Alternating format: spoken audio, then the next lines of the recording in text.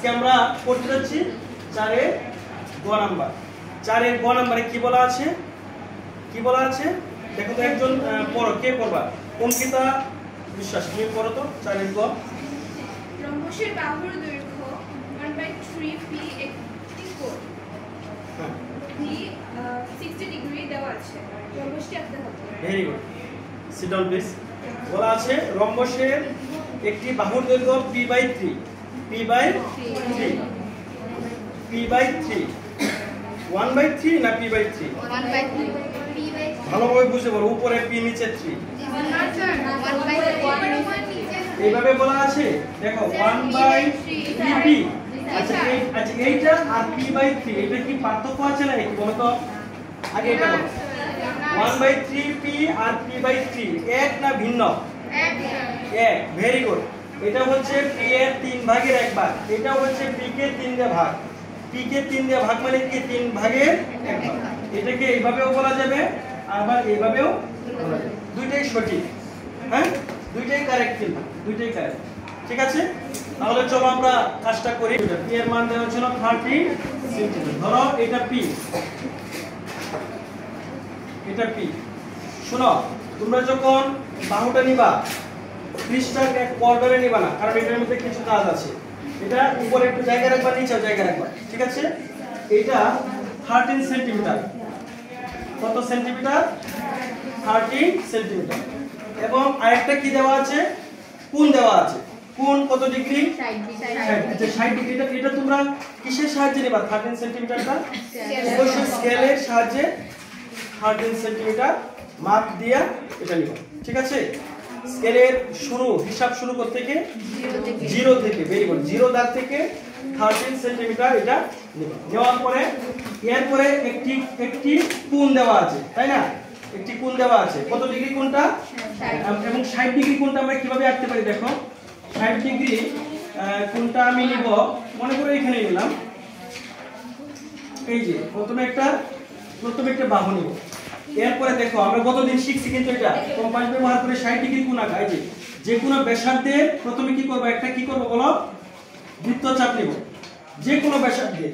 ঠিক আছে, নেওয়ার পরে যে ব্যাসার্ধের বৃত্তচাপটা নিব, এই ব্যাসার্ধ দিয়ে কয়বার কাটবো? একবার। বুঝতে পারছো কিনা বলো? এই যে এটাকে কেন্দ্র ধরে কম্পাসের সাহায্যে, পেন্সিল কম্পাসের সাহায্যে এটাকে কেন্দ্র ধরে নির্দিষ্ট পরিমাণ ব্যাসার্ধ নিয়ে প্রথমে একটা কি আঁকবো, বৃত্তচাপ। এরপরে যতটুকু ব্যাসার্ধ নিয়েছিলাম এই ব্যাসার্ধের সমান করে একবার কেটে দিব। ঠিক আছে, কাটার পরে আমরা এটা স্কেলের সাহায্যে যোগ করে দিব। তাহলে এখানটা কোণটা কত ডিগ্রি হলো? 60 ডিগ্রি। বুঝতে পারছো এটা?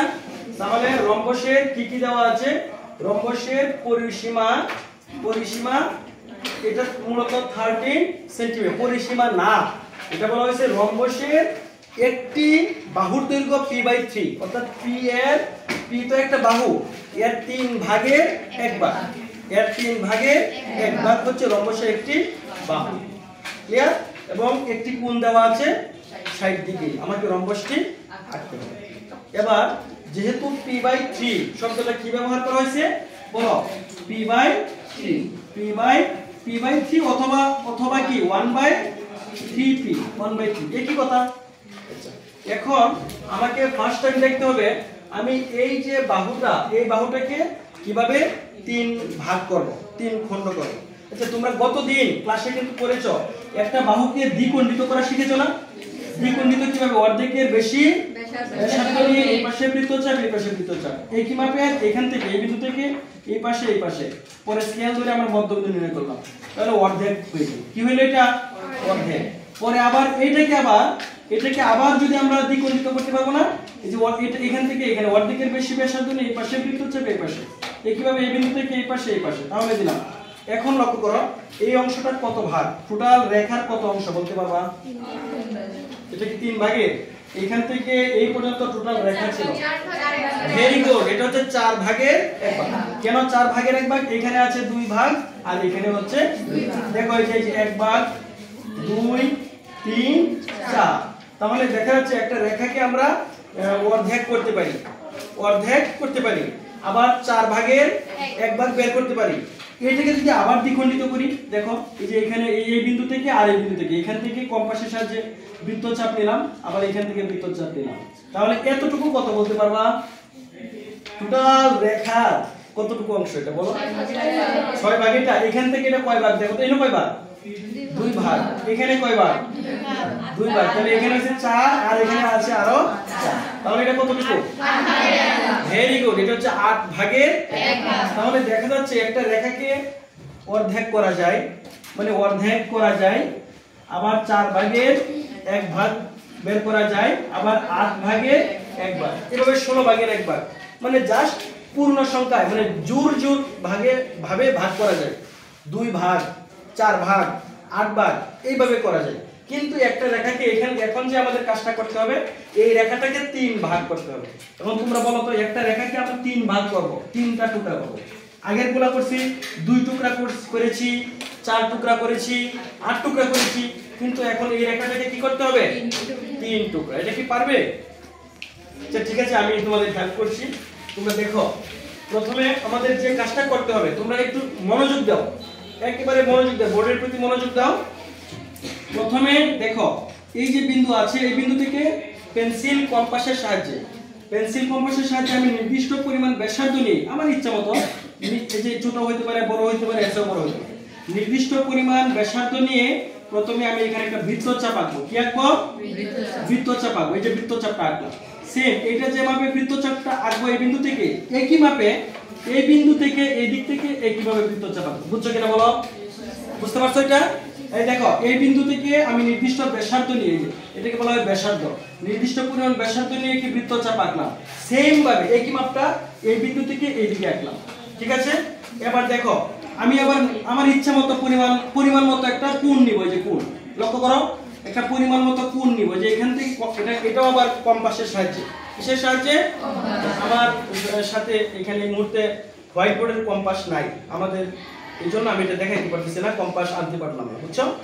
আমরা ইনস্ট্রুমেন্ট বক্স অচিরেই হোয়াইট বোর্ডের জন্য একটা ইনস্ট্রুমেন্ট বক্স কিনে নিব। দেখো, এই বিন্দু থেকে, তাহলে এই বিন্দু থেকে আমরা এইখানে কাটবো। ঠিক আছে, ধরো আমার ইচ্ছা মতো, এটা তুমি আরো ছোট করে নিতে পারো, আবার বড়ও নিতে পারো, তবে ছোট নেওয়ার চেষ্টা করবা, ছোট নিলে চিত্রটা সুন্দর হয়।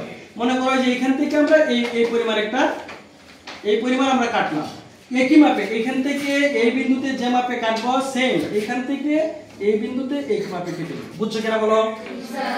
এবার যদি আমি এই বিন্দু থেকে এটা যোগ করি, তাহলে এখানে একটা কি উৎপন্ন হবে?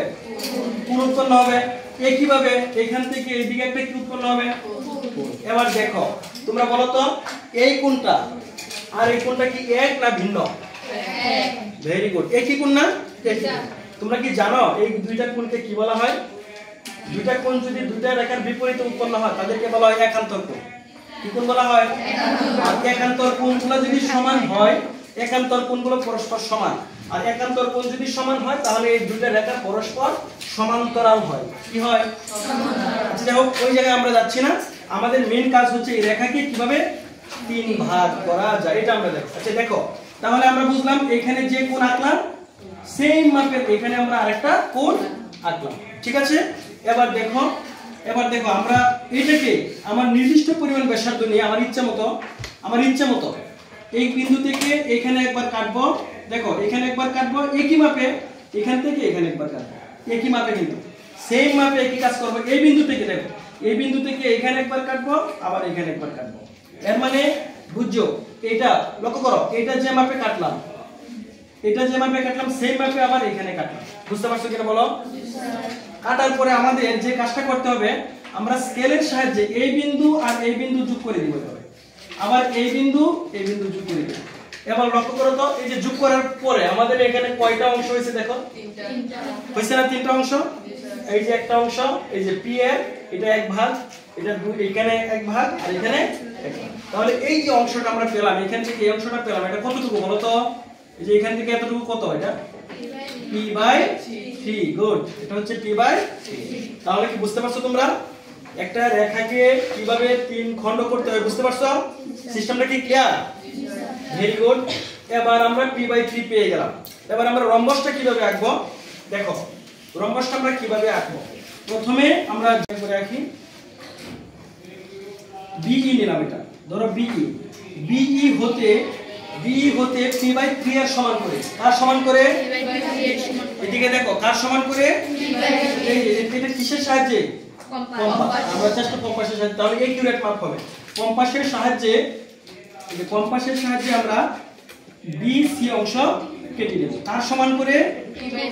এই যে লিখে দিলাম p/3 এর সমান করে। এই যে দেখো p/3 এর সমান করে আমরা কি অংশ কেটে দিলাম? বিসি অংশ কেটে দিলাম। এবার দেখো বি বিন্দুতে আমাদের এই যে 60 ডিগ্রি কোণটা আঁকতে হবে, 60 ডিগ্রি কোণ আঁকতে হবে। তাহলে 60 ডিগ্রি কোণ আঁকা একেবারে সহজ। আমরা চেষ্টা করব এটার মতো আঁকার জন্য। দেখো এই মাপে, যে এটা যে মাপে আছে এই মাপে একটা বৃত্তচাপ নিব। এই যে এভাবে একটা বৃত্তচাপ নিলাম। এরপরে কি করতে হয়? হ্যাঁ, কোণটা মেপে নিব। এই যে এইটার মাপে নিলেও হবে, এটার মাপে নিলেও হবে। আর আমরা চেষ্টা করব এটা হুবহু যাতে একই হয়, যেহেতু এটা সমান করে আঁকতে হবে। এরপর আমরা এটা নিব। দেখো, লক্ষ্য করো, বুঝতেছো তোমরা? এই বিন্দু থেকে এই বিন্দু কম্পাস ধরে এই মাপটা আমরা নিয়ে এখানে কেটে দেব।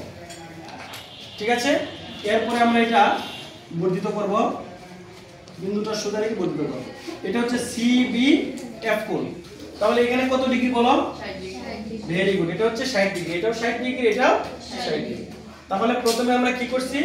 বি হতে p/3 এর সমান করে কি করলাম? বিসি অংশ কাটলাম। এবার দেখো বিসি এর বি বিন্দুতে 60 ডিগ্রি এর সমান করে, অর্থাৎ এটা বি কোণ ছিল, তোমাদের কি দেওয়া ছিল? বি কোণ দেওয়া ছিল না? বি কোণ এর সমান করে CBF কোণ আঁকলাম। এই যে CBF কোণ, এই যে কোণটা, এই কোণের নাম কি? CBF কোণ। এবার লক্ষ্য করো, আমরা BF একটা রেখা পাইলাম না? এই BF রেখা হতে, দেখো BF রেখা হতে আবার ওই যে p/3, আচ্ছা এইটা p/3, এটাও তো p/3, এই না? একইভাবে ধরো এই মাপটা নেই, এখান থেকে B থেকে C এর মাপ নেয়া, B থেকে C এর মাপটা আমরা আবার এখানে কেটে দেব। এই যে এখানে কেটে দেব। কার মাপ নিয়ে কাটতে বলছি? কার মাপ নেয়া? এই যে BC মানে p/3, BC এর মাপ নিয়ে আমরা এখানে কেটে দেব। এটা ধরে নিলাম A। তাহলে এই অংশটা, এটা কতটুকু অংশ বলো? গুড, এটা হচ্ছে p/3। আমাদের মেন উদ্দেশ্য কি আঁকতে হবে? রম্বস। আমরা জানি রম্বসের প্রত্যেকটা বাহু সমান, রম্বসের প্রত্যেকটা বাহু। তাহলে দেখো, আমরা প্রথমে বি থেকে এটা নিলাম, বি থেকে এ নিলাম। এবার লক্ষ্য করো, সেম মাপ, এই দেখো এই একই মাপে, যে মাপে নিব এই মাপে এ বিন্দু থেকে আমরা এখানে একটা বৃত্তচাপ আঁকবো। এই যে এ বিন্দুতে এই মাপ দেয়া, এই পরিমাণ ব্যাসার্ধ নিয়ে আমরা এ বিন্দু থেকে এখানে একটা কি করব বলো?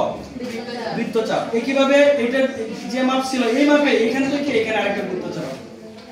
বুঝছো কিনা? তাহলে এই বৃত্তচাপটা যে আঁকলাম, এটা কার মাপ? এই মাপের না? এ এর মাপ না? এই যে আমরা এ এর মাপ নেই, এ এর মাপ নেই, এখানে বৃত্তচাপ আঁকলাম, আবার এখানে বৃত্তচাপ আঁকলাম। বুঝতে পারছো? আচ্ছা, বৃত্তচাপ দুটি পরস্পর কোথায় ছেদ করে? ডি বিন্দুতে ছেদ করে। এখন আমরা স্কেলের সাহায্যে দেখো AD আর CD কি করব? যোগ করে দিব। কি কি যোগ করব? AD আর CD। তাহলে ABCD হচ্ছে উদ্দিষ্ট রম্বস। বিষয়টা ক্লিয়ার হয়েছে তোমাদের? জি স্যার। ক্লিয়ার? জি স্যার। আচ্ছা, এবার তোমরা আঁকো, এরপর আমরা অঙ্কনের একটু বিবরণ দেব। নাকি বিবরণটা আগে দিয়ে দিব এখন? দিব না, একটু এটা লিখে নেই। মনে করি, দেখো তোমরা এটা লিখতে পারো জায়গা রেখে। মনে করি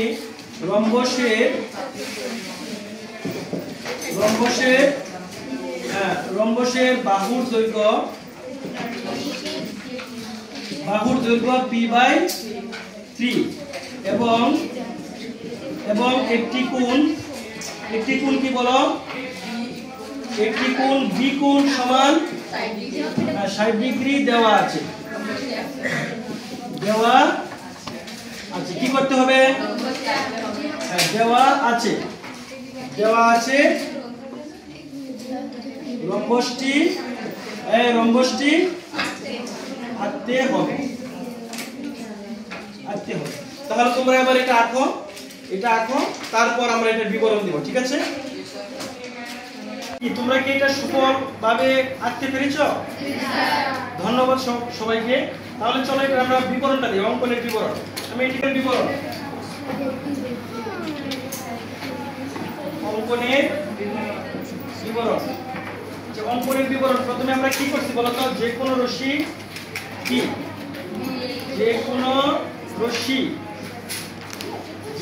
রশ্মি বিই হতে, দেখো যে কোনো রশ্মি বিই হতে কি অংশ আমরা কাটছিলাম, হ্যাঁ এই যে বিসি অংশ, বিসি সমান p/3 অংশ কাটি, p/3 অংশ আমরা p/3 আগেই করে নিয়েছি, ওই যে p কে 3 ভাগের একবার করে নিয়েছি, p/3 অংশ কাটি।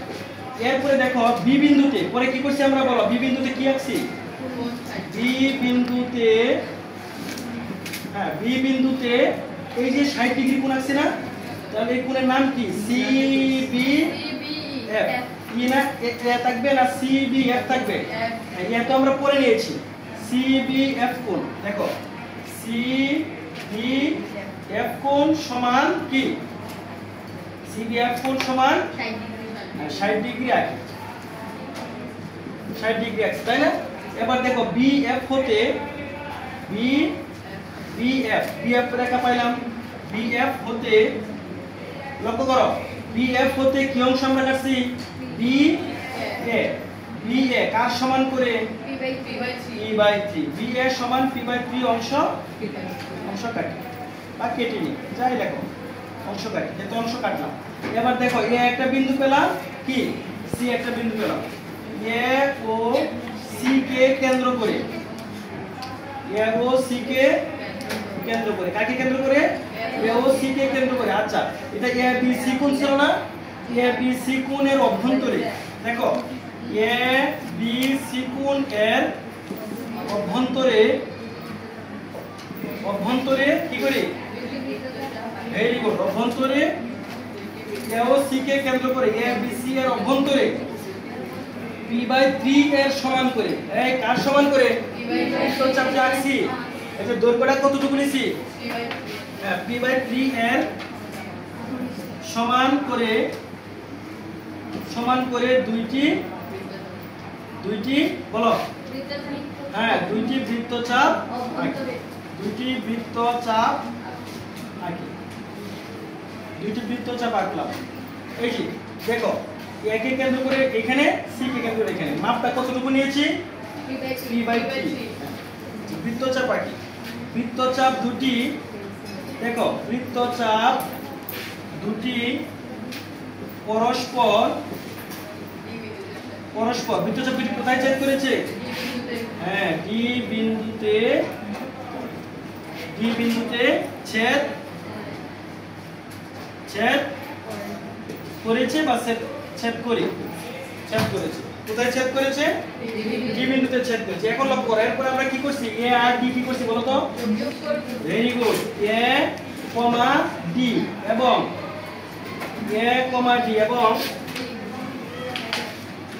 এবং কি বলতো, এ কমা ডি এবং কি সি কমা সিডি, এ মানে এ ডি এবং সিডি যোগ করলাম, এই যে যোগ করার পরে আমরা কি পেয়ে গেলাম, রম্বস। ভেরি গুড, তাহলে A B C D E উদ্দিষ্ট রম্বস। কি তোমরা বিবরণটা কি বুঝতে পেরেছো? তাহলে তোমাদের এটা আগামী দিনের কাজ হবে, এটা ভালোভাবে বাসায় প্র্যাকটিস করে শিখে আসবে, ঠিক আছে? এখানে এসে লিখতে হবে। তোমরা এটা বুঝতে পেরেছো? বিবরণটা কি বুঝতে পারছো? বিবরণটা দিলাম, এই বিবরণটা আমাদের কোথায় দিতে হবে, প্রথমে যে আমরা বিশেষ নির্বাচন লিখেছিলাম মনে করি এর নিচে। একটা কথা মনে রাখবা, জ্যামিতিক চিত্র অঙ্কনের পূর্বে বিশেষ নির্বাচন লিখলে কোনো নম্বর প্রদান করা হবে না। অবশ্যই চিত্র আগে দিতে হবে, চিত্রের নিচে লিখব বিশেষ নির্বাচন, এর নিচে লিখব কি অঙ্কনের বিবরণ, ঠিক আছে?